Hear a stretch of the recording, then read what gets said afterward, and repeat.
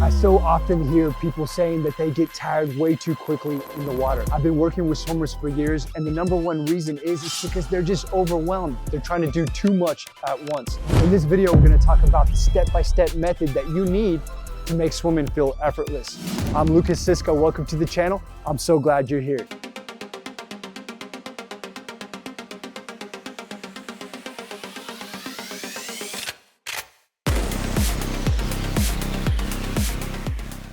So I have a question, man. Why does swimming feel so much more difficult than it should for so many adult swimmers? This is one of the most common things I see in swimming time and time again. People are trying to do way too much. They have technique overwhelm. They don't know where to begin. And then they just combine that with trying to do the wrong things in the water, and they just get frustrated, tense, and tired way too quickly. You have to know where to start. And then from that point, you can build a step-by-step method to easily conquer swimming. So the thing is, man, is I'm really putting in the hours. I'm putting in the hours. I'm in the pool, and I feel like the more effort I put in, I just don't really see the improvement coming from all the hours I'm putting into it. Like, why is that the case? Yeah, and that's just it. You're probably doing too much at once. And if you want to conquer that feeling of getting tired way too fast, the first thing you need to realize is that you're probably getting tired with just not being, for example, maximally buoyant. Your position, your body position is wrong. And technique-wise, that's a great place to start. We want to first try to get optimum buoyancy so that you're floating easier. And then from there, we can build. And that's step one. So what do you mean exactly by optimum buoyancy? How does that look in the pool? So if people who watch the channel, they see this all the time. So I'm just going to go over it real briefly. But optimum buoyancy just means extending your body to the max while you're swimming so that every part of your body is stretched out. And when you stretch out in the water, you actually start to float a lot easier.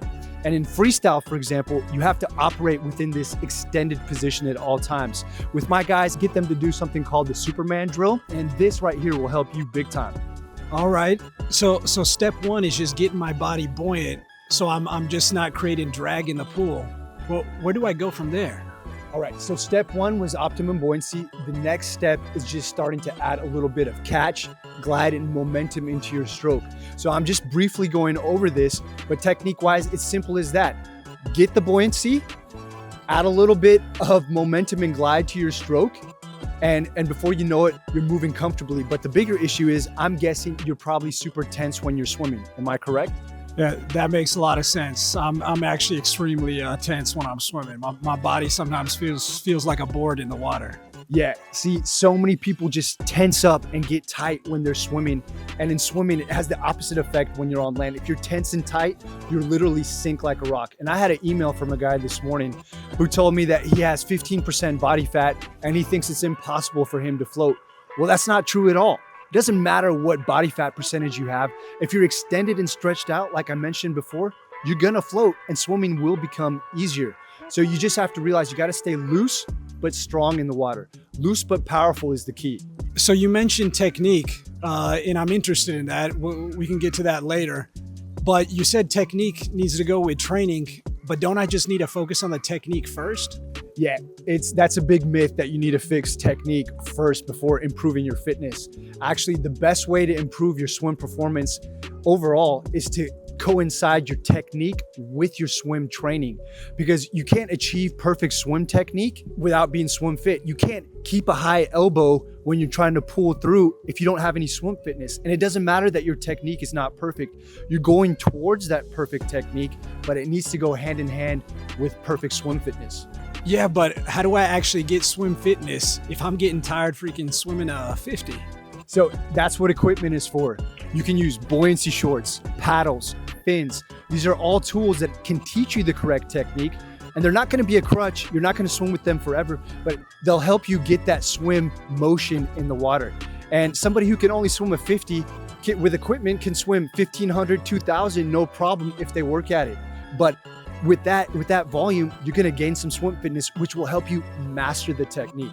So I'm actually coming from a runner's background, and in running, there's something called run economy, basically how efficiently you're running.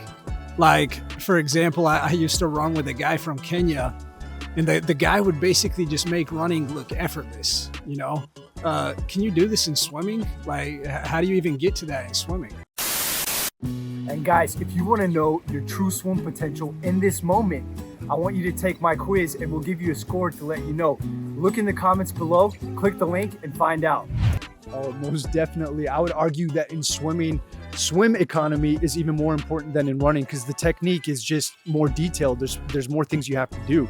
That effortless Kenyan, you know, they're known for running effortless because their bodies are built for running a lot of the times. And that's why it just looks so easy. You could be the same fitness level as your Kenyan friend, but he might be able to run faster just because his body is built to run easier. In swimming, it's the same thing. When it comes to swim economy, the areas you need to focus on, I already mentioned that, is being maximally buoyant. And then every pull and stroke you take, it needs to just be effortless. Up here up top, there's no reason to flex your arms. There's nothing up here. Just stay loose up top. And then when you enter the water, firm up. Okay. And another thing that's important is that adults who don't come from swim backgrounds, when they enter the water, their shoulders are so stiff and rigid that they just immediately don't have that economy. To be efficient in freestyle, you have to line your shoulder up to your head as close as you can. That way you can use all the big muscles of your body. I actually have a swim mobility routine. It's called Morph Your Body into a Swimmer. If you want to know what that looks like, click the link in the description. But swim mobility is so important for swim economy, to be effortless in the water, because the more loose and swim mobile you are, the more you can pull and the easier swimming becomes. So I've actually been training about 3 times a week, doing about 1,000 meters each time. Can you give me some guidance, you know, on what my training should look like now, you know, trying to get this swim economy? All right. Hey guys, if you're looking for the ultimate way to recover faster after swims or just get loose before you swim, I want to present to you Noble, the ultimate joint massager. Super easy to power on, and then you can switch into the different modes. I can change the vibration speed from low, medium to high, and you can hear the power difference. Also, I can choose my heat intensity from low, medium, or high. And then the coolest thing of all is I can toggle between having infrared light or red light therapy. I prefer both at the same time. As a triathlete, I pound the knees, so I need to get them loose and relaxed and recovered as well. So easy to do while I'm working on content for the channel. The infrared is for getting deep into the joints, and the red light just helps recover things faster. So I prefer to have them both on. Very easy to charge. Use a C-type cable, plug it in, and the device will shine when it's charging, and I'll show you that right now. And guys, my mom recently had her knee replaced, and this right here is the perfect thing to help speed up her recovery. If you also suffer from arthritis or have tender joints, this can help. Now, if you want one, click the link in the description, use my code to get a special deal. Now back to the video. All right, 3 times a week is perfect. I work with a lot of people that can only swim 3 times a week, and 1,000 meters is not bad. You mentioned that you're doing technique mostly only right now, but I really encourage you to double that volume immediately, because that will help increase your swim fitness. And you can double it, like I said, by using the equipment. That's gonna make it easier for you, all right? The first step is, technique-wise, is to focus on that maximum buoyancy. Do it with the Superman drill. We'll show you what that looks like right now, all right? The Superman drill will help you become buoyant. Do that after you warm up, but then you need to incorporate these 3 types of sessions into your training. 1, you need a threshold session. 2, you need a speed endurance session. And 3, from time to time, you need a VO2 max, a pure speed session in your training. And this will skyrocket your performance. Yeah, that sounds really great, but what do those sessions actually look like? Can you give me concrete examples of that? Yeah, sure. We'll give simple examples just to paint the picture. It doesn't have to be rocket science, all right? Threshold is your bread and butter, and you want to do something like 10 times 100 on 20 to 30 seconds rest. Hold the best average pace you can, all right? And like I said, use equipment if you need to. All right, a VO2 max session, that's something where we're trying to really get to that top end, all right? We want to do something that takes you up to 4 minutes, all right? If you're not that experienced right now, maybe 100 meters will almost take you 4 minutes, or 200. I don't know what your level is, but something that takes you close to 4 minutes, and you want to do it close to 90 to 95% effort of your max effort for 4 minutes. But then the beauty is that you're gonna have a long rest. You can rest 4 to 6 minutes in between and then try to repeat that at least 3 to 4 times. That's VO2. Now, speed endurance is lower intensity. It's lower than threshold. On a scale of 1 to 10, it's like a 6 or a 7, not an 8 or a 9 like threshold. And you want to do something longer again, 400s, 500s, 600s at that lower intensity effort. And then repeat that 2 to 3 times, depending on your ability level. All right, you always want to get a good warm up in, cool down, sandwich that main set with a good warm up and cool down. And before you know it, you're swimming 2 to 3K like it's nothing. So we spoke about technique earlier, and you were speaking about buoyancy, but what's the next steps? How do I actually go from there? The key to swimming faster, longer, after you've executed maximum buoyancy correctly and you've now put that into your stroke, swimming is way more effortless immediately. Now we want to put that momentum and glide into it. The number one drill for that is single arm with the other arm extended. You want to surf on that arm that's extended, keeping that extension. That will help you get momentum and glide. And then from there, you want to improve your catch and the amount of water that you're pulling when you swim. And what we can do is water manipulation drills. We can do a step-by-step method that will help you to feel more water. And I'll work with you on that privately. But if you have any questions about that, put them in the comments and I'll be happy to answer it. So, I mean, it's gonna maybe sound like real basic, but when I'm swimming, I've got a problem with my sinking legs. They're just dragging behind me, man. Yeah, trust me, when you master maximum buoyancy, your legs will not be an issue anymore. They won't sink anymore because of that extended body position. You'll be nice and stretched out, and that will allow your legs to come right up.